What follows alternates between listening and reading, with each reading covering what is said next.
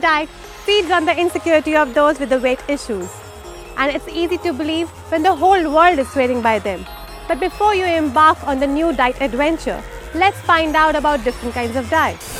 Fad diets are destined to fail, and there are a lot of reasons why they never work in the long run, and therefore shouldn't be encouraged in the first place. Let's take a close look at 4 popular diet fads. The baby food diet. This diet encourages one to consume baby food to lose weight. Dieters are supposed to replace their usual breakfast and lunch with baby food and have only one well-rounded adult meal for dinner. Seems perfect by the looks of it, but baby food is made for babies. It cannot meet an adult's nutritional needs. Part of what signals our brains that we are satiated is the act of chewing. Baby food requires no chewing.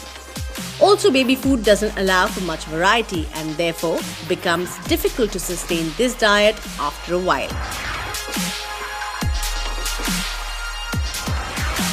The blood type diet. This diet advocates eating or avoiding foods depending on your blood type.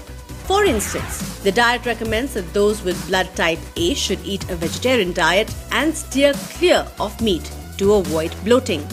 Blood type O's should eat meat and seafood, but avoid grains, legumes and corn to prevent weight gain.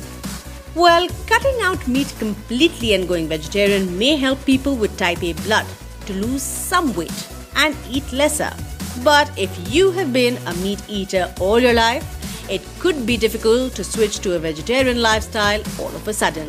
And if you can't sustain a diet, even an awesome one, it's not going to work in the long run.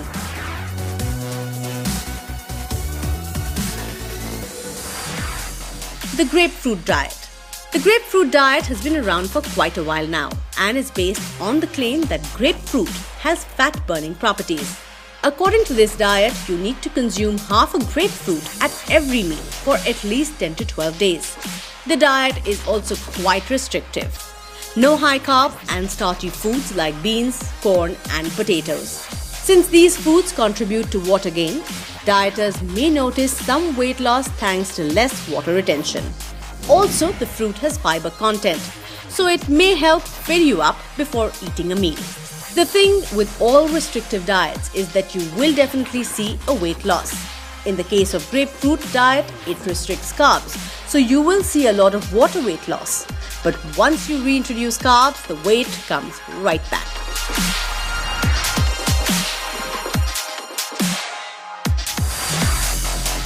The paleo diet.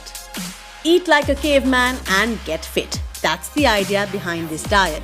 This diet promotes eating protein and fiber-rich foods to aid weight loss.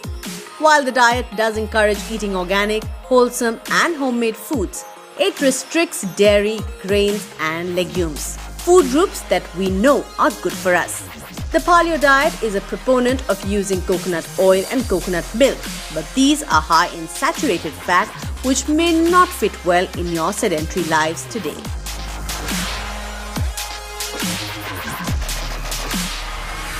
The good thing about diets is that they make us aware about what we're eating.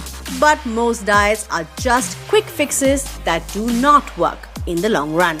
Also, most of these diets exclude essential nutrients and are difficult to follow for the rest of your life.